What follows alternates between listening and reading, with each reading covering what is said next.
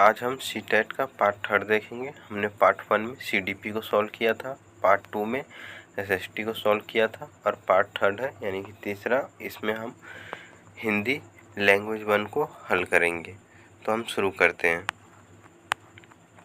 जैसा कि ये पूरा गद्यांश दिया हुआ है, लेकिन हम इसको पढ़ेंगे नहीं क्योंकि इतना पढ़ने का टाइम नहीं होता हमारे पास पेपर में। तो हम सीधा प्रश्न को देखेंगे और इसी से पैराग्राफ को सॉल्व कर देंगे। कह रहा है कि चंद्र शब्द है। चंद्र शब्द इनमें से क्या है? अगर हम पैराग्राफ भी उतना लंबा पढ़ेंगे तो हमें चंद्र शब्द के बारे में देशज विशेष नहीं पता चलेगा, तो इसलिए हमें ज़्यादा पढ़ने की ज़रूरत नहीं है। तो चंद्र शब्द बोल रहा है तद्भव है, तत्सम है, देशज है, विदेशज है। तो जो तद्भव शब्द है, तो चंद्र शब्द है, वो तत्सम है। देखते हैं। बिल्कुल कह रहा है तत्सम शब्द, इसका उद्भव शब्द चंद होगा। जो होगा वे शब्द जो संस्कृत से निकलकर ज्यों के त्यों हिंदी में प्रयुक्त होते हैं, उन्हें हम तत्सम कहते हैं। कह रहे कि तत्सम शब्द वो होते हैं जो संस्कृत से निकल के आते हैं और हिंदी में वैसे के वैसे ही हम उनका यूज कर लेते हैं। चलो अगला क्वेश्चन देखते हैं। अवसान का विलोम शब्द क्या है? यानी कि जो अवसान शब्द है, इसका विलोम शब्द क्या होता है? तो अवसान का जो विलोम शब्द होता है वो आविर्भाव होता है। अंत भी नहीं होता है, समाप्ति भी नहीं होता है, पतन भी नहीं होता, क्योंकि ये तीनों का ही मतलब सेम ही होता है लगभग, समाप्ति का, पतन का और अंत का। अच्छा, अवसान का विलोम शब्द होता है आविर्भाव और अन्य, जैसे आदि का होता है अंत, उत्थान का होता है पतन और समाप्ति का होता है असमाप्ति। अच्छा, पूछा है सुगढ़ शब्द में सु क्या है? सु प्रत्यय है, उपसर्ग है, संज्ञा है या फिर सर्वनाम है? तो इसमें सु कहाँ लगा हुआ, सबसे पहले हमें ध्यान देना होगा। आगे लगा हुआ, आगे का मतलब है यानी कि उपसर्ग में पूछ रहा है, तो ये उपसर्ग होगा। तो इसका जवाब जो बनेगा वो बी बनेगा, यानी कि उपसर्ग। अगला देखते हैं। अच्छा, सुगढ़ शब्द में सु उपसर्ग है। उपसर्ग वे शब्द होते हैं जो किसी शब्द के पहले लगकर एक नए शब्द का निर्माण करते हैं, उन्हें उपसर्ग से बने हुए अन्य शब्द, अच्छा, जैसे स्वागतम, सुयश आदि है। तीसरा क्वेश्चन, विघटन का पर्याय नहीं है, यानी कि विघटन का पर्याय कौन सा इनमें से नहीं है? तो देखते हैं। विघटन का पर्याय इसमें बोल रहा है कि निर्माण नहीं है, बाकी सब है। विघटन का पर्याय निर्माण नहीं है। निर्माण यानी कि रचना, निर्माण यानी कि रचना। बनावट का पर्याय है, जबकि ध्वंस, छीड़ता, नाश, पतन, विध्वंस, क्षय, विनाश आदि विघटन के पर्यायवाची शब्द हैं। यानी पर्याय का मतलब है पर्यायवाची शब्द, और ये सब विनाश, विघटन, नाश और छीड़ता है ना, ये सब इसका पर्यायवाची शब्द बनेगा विघटन का, लेकिन निर्माण विलोम शब्द बनेगा। कोई प्रथा, परंपरा कैसे बनती है? कोई जो प्रथा है वो परंपरा कैसे बनती है? अब हमने 4 क्वेश्चन बिना पैराग्राफ पढ़े हल किया है। अब जो 2-3 क्वेश्चन होंगे वो पैराग्राफ को ही हल करके पढ़ करके ही सॉल्व करेंगे। तो कोई प्रथा जो है, बोलना कोई प्रथा कैसे कोई प्रथा परंपरा कैसे बनती है वो देखना है हमें। तो अब हम देखते हैं ऊपर पैराग्राफ में।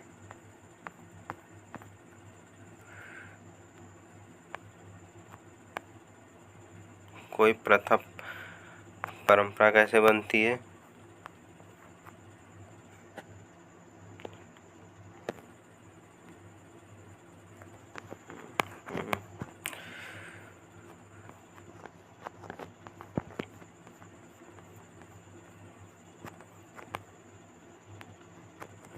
तो इसका बी जवाब है। कह रहा है दीर्घ काल तक बनी रहकर, यानी कोई परंपरा है वो लंबे समय तक जब रहेगी तो क्या बन जाएगी, कोई प्रथा वो परंपरा बन जाएगी। अगला कह रहा है बस्तर के विशिष्ट आकार भाव में निम्नलिखित चित्र नहीं बनते, यानी कि जो बस्तर है यानी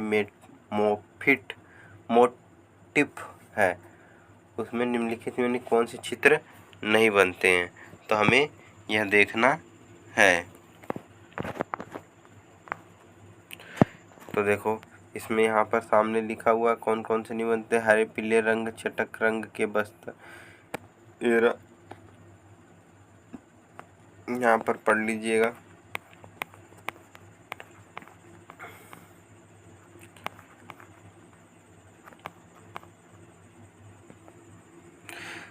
तो इसमें सी वाला यानी कि शिव और पार्वती का नहीं बनता। कह रहा है बस्तर के विशिष्ट आकार में मोटिफ पार्वती का चित्र नहीं बनता, जबकि सूर्य चंद्र पक्षी पशु अनुष्ठानिक चित्र बस्तर के विशिष्ट आकार भाव के चित्र हैं। कह रहा है इन आकार भाव यानी मोटिफ का रंग कैसा है, तो ये तो हमने ऊपर ही देखा था। इन मोटिफ का रंग कैसा है, ये रहा यहाँ पर था, वही लाल पीले और हरे चटक रंग, लाल पीले और हरे चटक रंग। तो देख लो लाल पीले हरे चटक रंग, लाल पीले हरे, इसमें गेरुआ इसमें लाल, तो ए वाला होना चाहिए बिल्कुल। तो ये वाला है। अगला कह रहा है आकार भाव में प्रचलित मोटिफ, यानी आकार भाव में जो प्रचलित मोटिफ है वो कैसा है, तो कह रहा सी वाला यानी कि धर्म अनुष्ठानिक। आकार भाव में प्रचलित मोटिफ धर्म अनुष्ठानिक है। एक बार देखते हैं।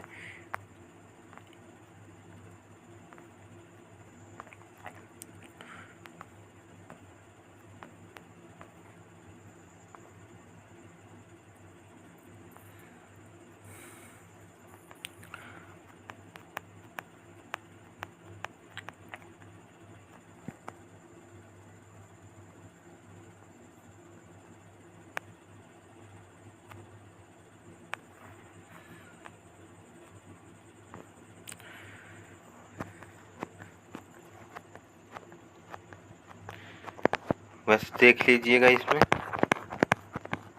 उसी में ऐसे ढूंढने में टाइम लगेगा।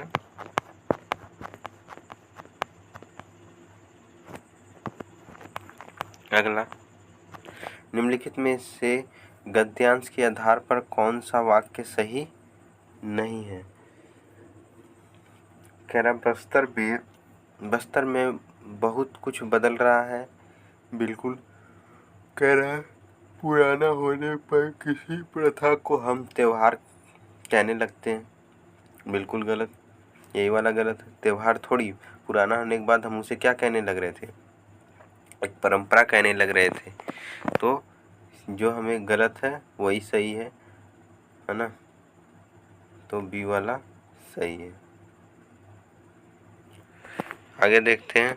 कह रहा है गद्यांश के आधार पर पुराना होने पर किसी प्रथा को हम त्योहार कहते हैं, वाक्य सही नहीं है। गद्यांश के अनुसार सही वाक्य पुराना होने पर हम किसी को प्रथा को हम परंपरा कहने लगते हैं। ठीक है, अब ये जो काव्य खंड है इसको पढ़ना है और इसको पढ़ने के बाद इसके प्रश्नों को हल करना है।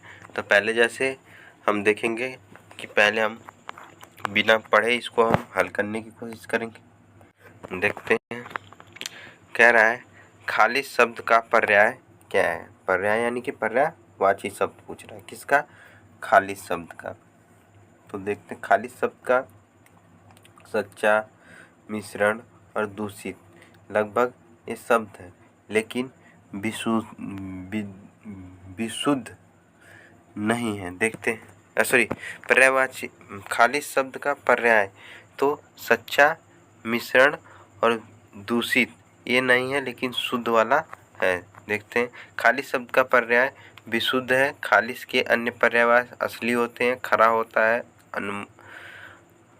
अनमेल होता है, अमिश्रित होता है और शुद्ध होता है। चांदनी। चांदनी शब्द में में कौन सा प्रत्यय है? प्रत्यय यानी कि पीछे, तो पीछे इसमें कौन सा लगा हुआ है? चांदनी, यानी कि बी होना चाहिए, यानी कि सी, चांदनी, हाँ सी वाला होना चाहिए। तो इसका जो राइट आंसर है वो सी है। आगे देखते हैं इसका। चांदनी शब्द में नी प्रत्यय है। नी प्रत्यय से बने अन्य शब्द जैसे करनी, चटनी, कटनी, मरनी आदि। कवियत्री क्या नहीं बचा लेती है? यानी कि जो हमने कविता है ऊपर, उसमें कवियत्री क्या नहीं बचा लेती है? देखते हैं।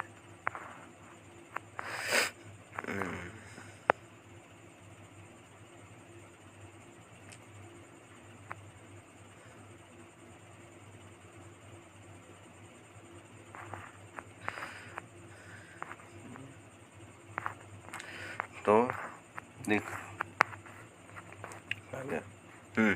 कवियत्री क्या नहीं बचा लेती है? नहीं बचाना चाहती है, तो वो विस्फोटक ध्वनियों को नहीं बचाना चाहती है। जमीन का एक टुकड़ा भी बचाना चाहती है, धूप की गर्माहट भी, और कुछ चांदनी भी, लेकिन विस्फोट नहीं, इसकी बात नहीं की गई है। तो यानी कि डी वाला। अच्छा, मैं बचा लेना चाहती हूँ जमीन का एक टुकड़ा पंक्ति में अभिव्यक्त किया गया है, यानी पंक्ति में क्या व्यक्त करना चाहती है? कह रहा है उपभोक्तावादी संस्कृति पर एक कटाक्ष है, मनुष्य व और प्रकृति के आदम रिश्ते की छटपटाहट है, प्रकृति के क्षरण का रोप है, प्राकृतिक संपदा है। तो क्या है इनमें से, बताइए आप लोग, क्योंकि इसमें जो कविता है इसमें मनुष्य और प्रकृति के ही बारे में है। तो ये वाला यानी कि बी वाला इसका सही है, यानी मानव और प्रकृति के आदम रिश्ते की छटपटाहट। अगला, प्रस्तुत कविता के संदर्भ में किस धरोहर का उल्लेख नहीं है? यानी किसके बारे में नहीं बताया गया है? देखो, कुछ चांदनी के बारे में बताया, धूप की गर्माहट के बारे में बताया गया है, बारिश की बूंदों की कमी और चिड़ियों की चहचहाट। तो इसमें से चिड़ियों की जो चहचहाट है इसके बारे में ही नहीं बताया गया है। आगे,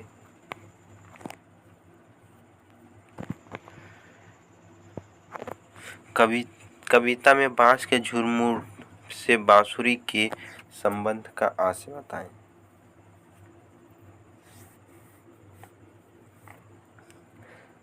तो बांसों में छिपी बांसुरी की आदिम लय की खोज, बांसों के नष्ट हो जाने की चिंता, बांसों के बजाय अन्य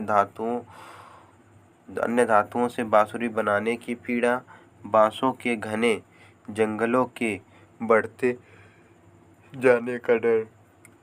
तो इसमें ए वाला होगा। आगे देखते हैं। कविता में बांस के झुरमुराहट से बांसुरी के संबंध का आशय बांसों में छुपी बांसुरी की आदि में लय की खोज है। अच्छा, अब हम हिंदी पैडालॉजी को हल करेंगे। 15 क्वेश्चन होंगे। कह रहा निम्नलिखित में से कौन सा सिद्धांत राष्ट्रीय पाठ्यचर्या रूपरेखा 2005 यानी एनसीएफ के बारे में के 5 निर्देश सिद्धांतों में शामिल नहीं है? यानी कि कौन सा ऐसा है जो शामिल नहीं है? पहला कह रहा है ज्ञान को विद्यालय के बाहर से जोड़ना, तो ये बिल्कुल ऐसा करना है। कह रहा है यह सुनिश्चित करना कि अधिगम रटंत अधिगम पर आधारित न हो, ये भी सही है ना। हमें ये देखना है कि कौन सा शामिल नहीं है। कह रहा है पाठ्यचर्या को इस प्रकार से समृद्ध करना कि वह बच्चों के समग्र विकास में मदद करे और पाठ्य पुस्तक केंद्रित ना हो, बिल्कुल सही है ये भी। तो एक व्यावसायिक शिक्षक की भूमिका निभाना, तो ये बिल्कुल ही गलत है, यानी कि डी वाला गलत है, जो गलत है वही सही है। चलो आगे देखते हैं। क्या राष्ट्रीय पाठ्यचर्या रूपरेखा 2005 के 5 के निर्देश सिद्धांतों में पाठ्यचर्या को इस प्रकार से समृद्ध करना है कि वो बच्चों के समग्र विकास में मदद करे और पाठ्य पुस्तक केंद्रित न हो। अगला, भाषा की अंतर संबंधित व्यवस्थाओं में क्या शामिल है। क्योंकि भाषा जो है उसके अंतर संबंधित व्यवस्थाओं में क्या शामिल है, तो कह रहा है ध्वनि विकास और वाक्य विन्यास, ध्वनि विज्ञान और अर्थ विज्ञान, ध्वनि विज्ञान, आकृति विज्ञान, वाक्य विन्यास और अर्थ विज्ञान। कह रहा वाक्य विन्यास, आकृति विकास विज्ञान तथा अर्थ विज्ञान, तो क्या इनमें से शामिल नहीं है। तो इसमें से ए वाला यानी कि ध्वनि विज्ञान क्या शामिल है, तो ए वाला है ध्वनि विज्ञान और वाक्य विन्यास। देखते हैं, भाषा की अंतर संबंधित व्यवस्थाओं में ध्वनि विज्ञान और वाक्य विन्यास शामिल है। अगला देखते हैं, कह रहा है किसके द्वारा विद्यार्थियों को अभिव्यक्त भूमिकाओं के आवंटन के बिना विशिष्ट संदर्भ में लक्ष्य भाषा के प्रयोग के अवसर दिए जाते हैं। कह रहा है कि किसके द्वारा विद्यार्थियों को अभिव्यक्त यानी बोलने के लिए भूमिकाओं को आवंटित करने के लिए, है ना, आवंटन के बिना विशिष्ट संदर्भों में लक्ष्य भाषा के प्रयोग के अवसर दिए जाते हैं। कौन सा होगा बताइए आप लोग। तो यहाँ पर अभिव्यक्त करने की बात आ रही, व्यक्तिगत बात आ रही है ना, तो इसमें ये होना चाहिए अभिव्यक्त करना, क्योंकि उनने पहले से मना करके भूमिका निभाने बिना, तो भूमिका तो रोल प्ले हो नहीं सकता, प्रतियोगिता हो नहीं सकती, सिमुलेशन मतलब कुछ है नहीं। तो ए वाला यानी कि अभिव्यक्त द्वारा विद्यार्थियों को व्यक्तिगत भूमिका के आवंटन के बिना विशिष्ट संदर्भों में लक्ष्य प्राप्त भाषा के प्रयोग के अवसर दिए जा सकते हैं। अगला कह रहा है बच्चे भाषा सीखने की क्षमता के साथ पैदा होते हैं, यह मुख्यतः किसका विचार है। तो ये आँख बंद करके जैसे भी आ जाए एलईडी या सार्वभौमिकता का ये सब, तो ये चॉम्स्की को लगाना, नॉम चॉम्स्की के अनुसार बच्चे भाषा सीखने की क्षमता के साथ पैदा होते हैं। अगला, मैंने चाट खाई और फिर मैंने हंसी, शर्मिला का यह भाषा प्रयोग मुख्यतः किस ओर संकेत करता है। यानी शर्मिला ने ऐसे मतलब शब्दों का यूज किया है, तो किस ओर संकेत करता है। कह रहा है कि व्याकरणिक नियमों की जानकारी न होना, या नियमों का अति सामान्यीकरण होना, या भाषा प्रयोग में असावधानी होना, या भाषा की समझ न होना। तो क्या होगा बताइए आप लोग। तो ये होगा ए वाला, यानी कि व्याकरणिक नियमों की जानकारी न होना, कि मतलब कौन सा शब्द पहले आएगा कौन सा बाद में आएगा, किस प्रकार से यूज करना है। मैंने चाट खाई और फिर मैंने हंसी, शर्मिला का यह भाषा प्रयोग उसके व्याकरणिक नियमों की जानकारी न होने की ओर संकेत करता है। अगला, लिखित कार्य की जांच में बच्चों की सहायता लेने से डैश होता है। कह रहा है कि लिखित कार्य की जांच में बच्चों की सहायता लेने से क्या होता है। तो पहला कर रहा है कि केवल पाठ्य कौशल का अभ्यास होगा बच्चे। दूसरा कह रहा है बच्चे ज़्यादा गलतियां ढूंढ सकते हैं। तीसरा, बच्चों को दूसरे के हस्तलिखित सामग्री को पढ़ने का अवसर और अवलोकन क्षमता के विकास का अवसर मिलेगा, या बच्चे दूसरों के विचारों से परिचित होंगे। तो क्या होगा इसका जवाब आप लोग कीजिए। तो इसका जवाब होगा सी, बच्चों को दूसरे के हस्तलिखित सामग्रियों को पढ़ने का अवसर और अवलोकन क्षमता के विकास का अवसर मिलता है। अगला, लिखित कार्यों की जांच में बच्चों की सहायता लेने से बच्चों के दूसरों के हस्तलिखित सामग्री के पढ़ने का अवसर और अवलोकन क्षमता के विकास का अवसर मिलेगा। और ऐसा करने से बच्चों को जब दूसरों के निम्नलिखित कार्यों के जांच करने का मौका मिलेगा तब वह उनकी कमियों और अच्छाइयों को जान सकेंगे, इससे उनके अपनी भी कमियों को पूरा करने का पर्याय अनुभव हो जाएगा। अगला देखते हैं, लोकगीतों को भाषा की कक्षा में स्थान दिया जाना चाहिए क्योंकि कह रहे कि लोकगीत को भाषा की कक्षा में स्थान देना चाहिए क्योंकि लोकगीतों को बढ़ावा देना भाषा शिक्षण का प्रमुख उद्देश्य है। लोकगीत गाए जा सकते हैं। केवल लोकगीतों के माध्यम से पारंपरिक मूल्यों की शिक्षा दी जा सकती है। इससे बच्चे सांस्कृतिक विशेषताओं से परिचित होते हैं। तो बताइए आप लोग कौन सा आंसर होगा? तो डी इसका होगा। इससे क्या होगा कि बच्चे सांस्कृतिक विशेषताओं से परिचित होंगे।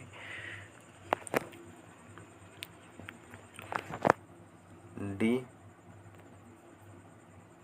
आगे देखते हैं, बच्चों को सांस्कृतिक विशेषताओं से परिचित कराने के लिए लोकगीतों को भाषा की कक्षा में स्थान देना चाहिए क्योंकि लोकगीत हमारे देश एवं संस्कृति का परिचय देगा। अच्छा, पाठ पढ़कर बच्चों से प्रश्न करवाने से, कह रहा पाठ पढ़ने के बाद अब प्रश्न किससे करवाएंगे? बच्चों से। इस बात का पता चलता है कि बच्चे प्रश्नवाचक शब्दों से परिचित हैं या नहीं। बच्चों को यह जानने का अवसर मिलता है कि बच्चों ने पाठ को कितनी गहराई से समझा। कक्षा कार्य की अच्छी युक्ति पूरी होगी। प्रश्न बनाने की आदत का विकास होगा। तो इसका आंसर तो सीधे सीधे दिख रहा है। आप लोग बताइए, हम लोग पाठ पढ़ने के बाद अगर बच्चों से प्रश्न करवा रहे तो क्या हो सकता है? तो इसमें ये हो सकता है कि शिक्षक को यह जानने का अवसर मिलेगा कि बच्चों ने पाठ को कितनी गहराई से समझा है। तो बी वाला यानी कि सही हो जाएगा। आगे देखते हैं, पाठ पढ़कर बच्चों के प्रश्न करवाने से शिक्षक को यह जानने का अवसर मिलेगा कि बच्चों ने पाठ को कितना गहराई से समझा है। अगला, किसी भाषा कक्षा में कहानी कथन की आवश्यकता के संदर्भ में कौन सा तर्क उचित नहीं है? यानी किसी भाषा की कक्षा में कहानी और कथन की आवश्यकता के संदर्भ में कौन सा तर्क सही नहीं है? सभी बच्चों को भाषा सुनने का परिवेश मिलता है। सभी बच्चों की क्षमताओं को ध्यान में रखते हुए यह उचित नहीं है। कह रहा है बच्चों का शब्द भंडार के विकास के अवसर प्राप्त होते हैं। सभी बच्चों की क्षमता अनुसार कल्पना का विकास होता है। तो इसका तो मेरे को लगता है कि बी नहीं होना चाहिए। देखते हैं वैसे तो भी देखते हैं। तो इसका डी यानी कि 24 का डी नहीं होना चाहिए। कह रहे किसी भाषा कक्षा में कहानी की आवश्यकता के संदर्भ में यह कल्पना की सभी बच्चों की क्षमता अनुसार कल्पना शक्ति का विकास होगा, यह तर्क नहीं है।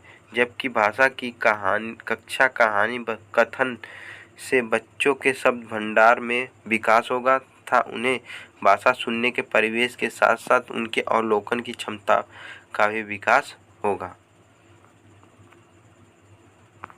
आगे देखते हैं, एल.एस. वाइगोत्स्की के अनुसार भाषा चिंतन को निर्धारित करता है। चिंतन भाषा को निर्धारित करता है। भाषा चिंतन एक दूसरे से स्वतंत्र रूप से विकसित होते हैं। भाषा एक अर्जित योग्यता है। बताइए आप लोग।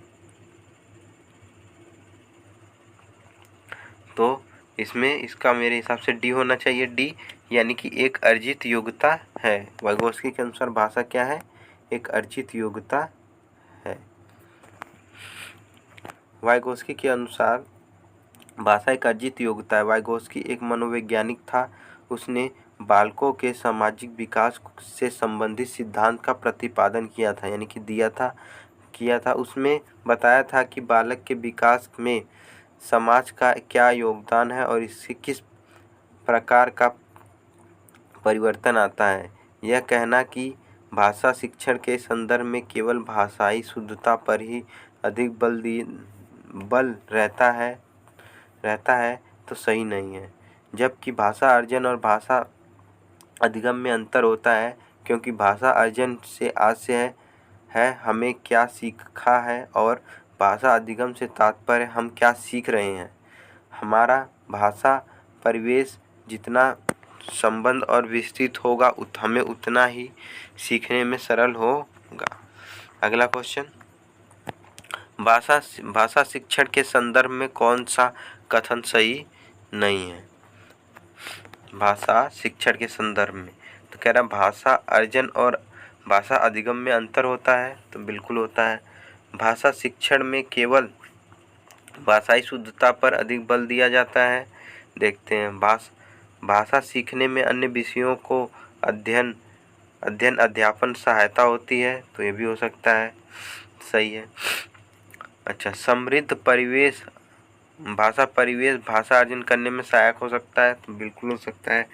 तो 26 का इसमें बी वाला सही नहीं है, और सही नहीं है तो वही हमें पूछा था। भाषा शिक्षण के संदर्भ भाषा शिक्षण में केवल भाषाई सुंदरता पर ही बल नहीं होता, कथन सही नहीं है, बल्कि अधिगम के साथ साथ अन्य विषयों के साथ सहायता भी होता है। अच्छा, एक बहुसांस्कृतिक भूमिका वाली कक्षा में भाषा सीखने के बारे में कौन सा विचार उचित है। कह रहा है अधिकाधिक पुस्तकों का निर्माण किया जाना, भाषा अर्जन के लिए भाषा सीखने के लिए व्याकरणिक नियमों का और अधिक प्रयोग होना, भाषा परिवेश का निर्माण किया जाए ताकि भाषा अर्जन में सहजता बनी रहे, बच्चों में भाषा सीखने की क्षमता पर बलपूर्वक विकास करना। तो मेरे हिसाब से इसका 27 का सी होना चाहिए। कह रहा है कि भाषा परिवेश का निर्माण किया जाए ताकि भाषा अर्जन की सहज स्थिति बन सके।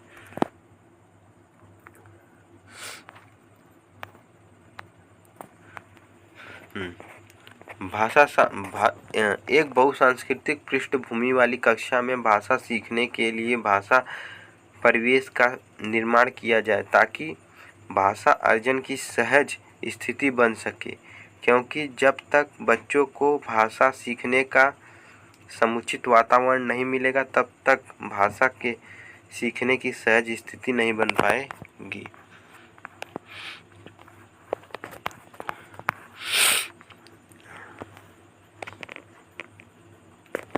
कह रहा है स्वलीन विकार यानी ऑटिस्ट डिसऑर्डर यानी ऑटिज्म के बारे में पूछ रहा है।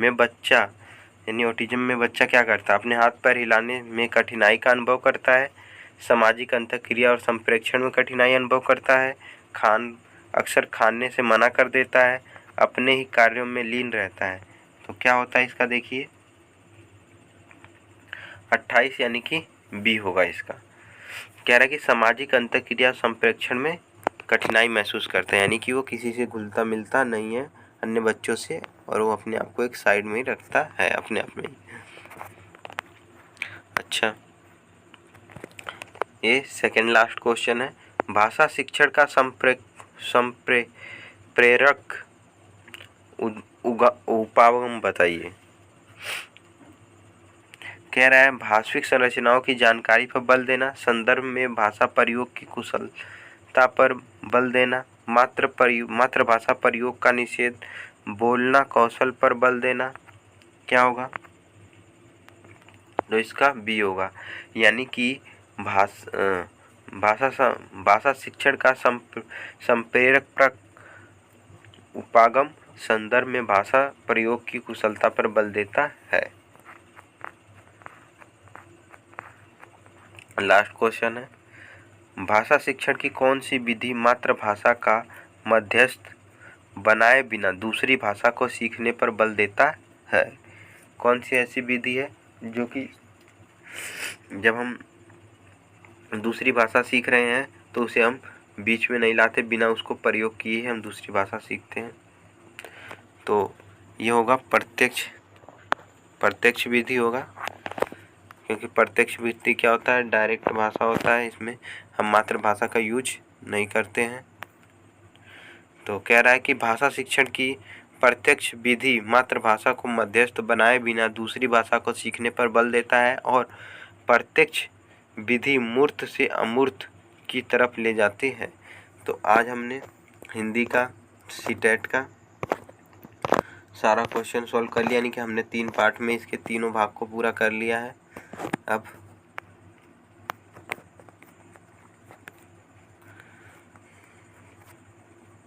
एक मिनट। तो हमने 6/2/2023 का पूरा पेपर सॉल्व कर लिया है। अब हम कल अगला क्वेश्चन यानी कि अगला पेपर हल करेंगे। और दोस्तों चैनल को लाइक, सब्सक्राइब और शेयर कर देना। धन्यवाद।